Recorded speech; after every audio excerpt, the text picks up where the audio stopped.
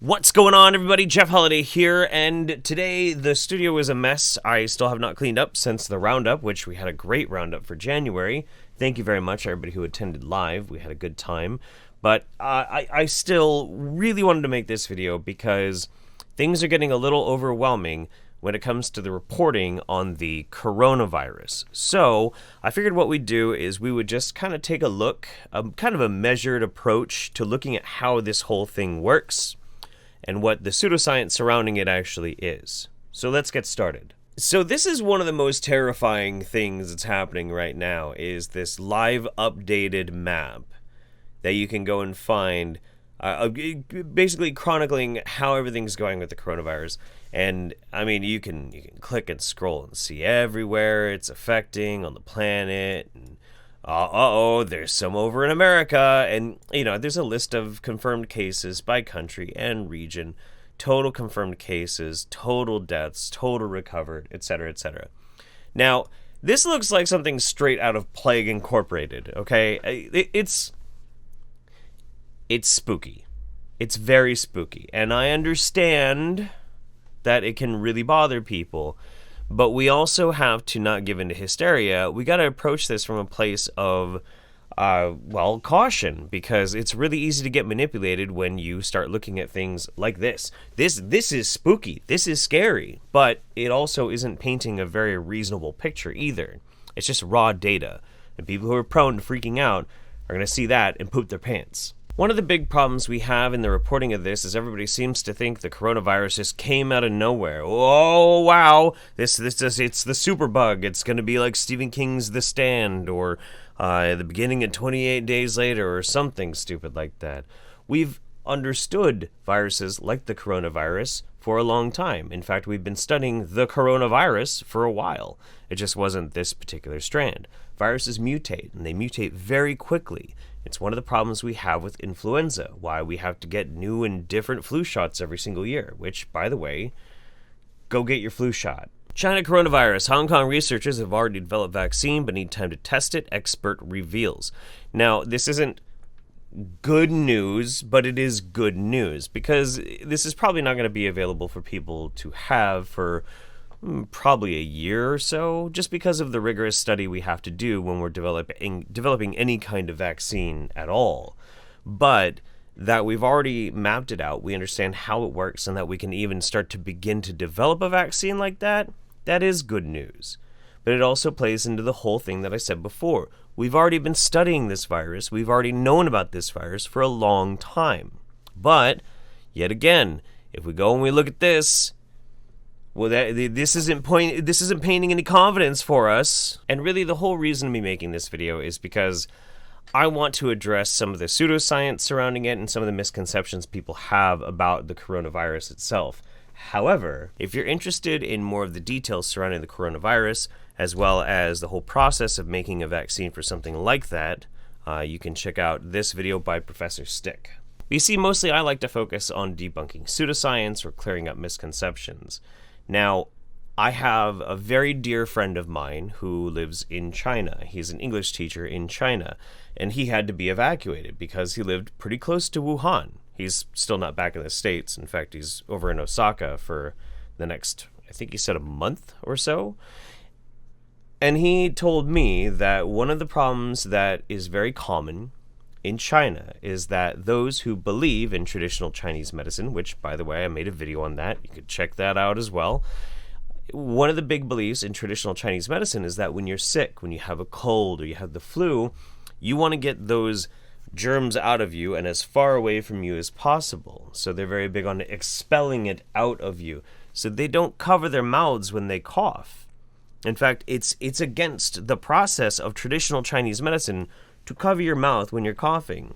So because of this very incorrect and honestly silly belief that many people in China believe, it's actually helping to further spread the virus, which probably wouldn't be as rampant if not for that, and also a lot of other really troubling factors that involve China. So another fun little bit about the coronavirus and woo-woo pseudoscience. India recommends homeopathy for coronavirus prevention. That's great. That's just so great.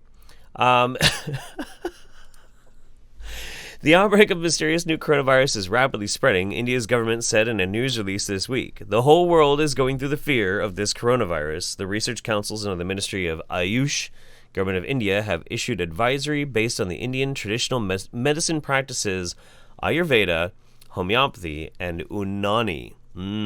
Okay. They include maintaining personal hygiene, washing hands with soap and water for at least 20 seconds. That will help.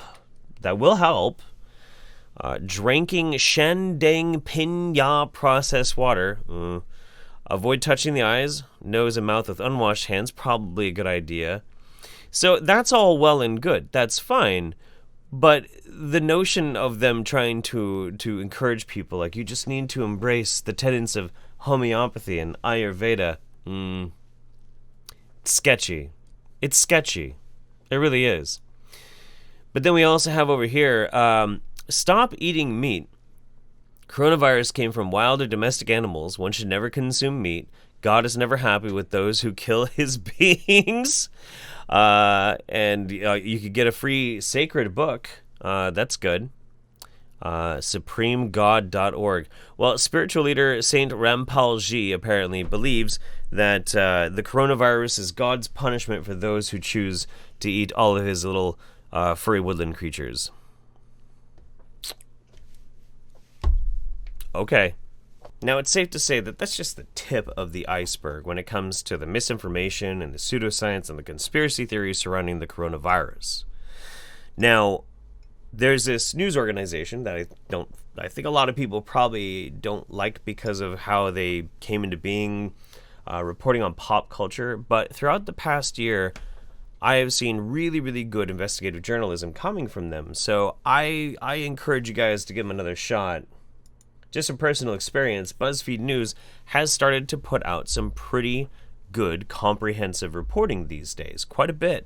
And there's a running list of disinformation spreading about the coronavirus. This is a great resource for some of the more bizarre things. Hal Turner's show said that there was over 100,000 people that were dead, quarantined. They're going to quarantine all of China at one point. I saw that as well. People are not dying in the streets. Director of the World Health Organization did not say that each country is on its own. I mean, this is just panic-inducing garbage.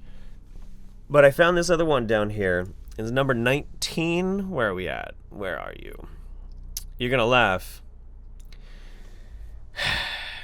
There have been many false miracle cure claims. Vitamin C will not cure or prevent a coronavirus infection. I suppose some videos on Facebook falsely claim. Well, who's that? Who's that familiar face? Why isn't that Mr. Stop Mandatory Vaccination himself, Mr. Larry Cook? Obviously, just take your vitamin C because we don't want any more vaccines that could possibly save lives. Larry freaking Cook. God, I hate that guy. Ugh, what a piece of garbage. Even our dear friend Jillian Epperly has quite a few hot takes about the coronavirus. And it's... Look, I'm not saying that the coronavirus is a non-issue. It's a huge issue. One of the biggest problems of the coronavirus is the fact that it can be communicable for up to 2 weeks before you show symptoms. That's kind of dangerous. And that has the potential to actually make this spread a lot further than anybody knows. Because how can you track a thing if you're not showing any symptoms? If nobody's getting their cases confirmed. So sure, it can spread quite a bit, pretty easily.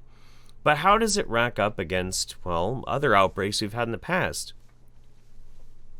Not that high. Not yet. It could get worse, absolutely. And should we keep an eye on it? Absolutely. We should all be observing the basic practices that keep us sanitary and clean. If you know that there was an outbreak somewhere, don't go there. I mean, it can only last for so long. But one more thing just for some perspective, okay? So this is the total so far confirmed cases. 17,000 confirmed cases, 362 confirmed deaths since the outbreak happened of coronavirus. Now, of course, it could get worse. Of course, it could get bigger. But to have some perspective on this, in 2018 alone, over 140,000 people died from measles.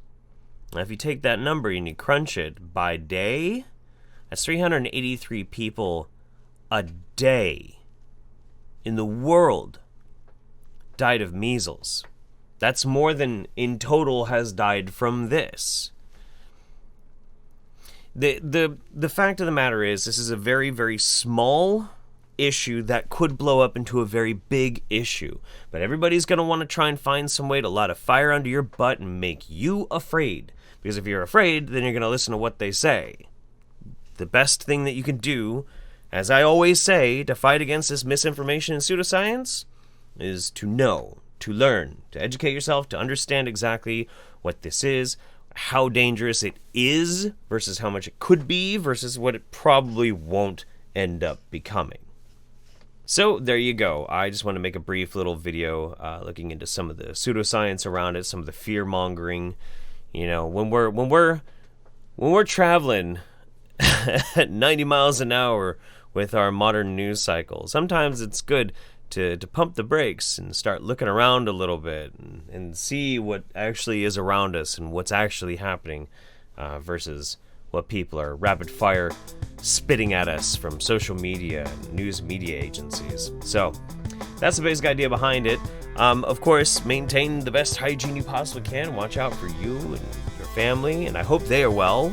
And from mine to yours, I'll see you next time, hopefully in a much happier, funny video. Take care, everybody. Bye-bye.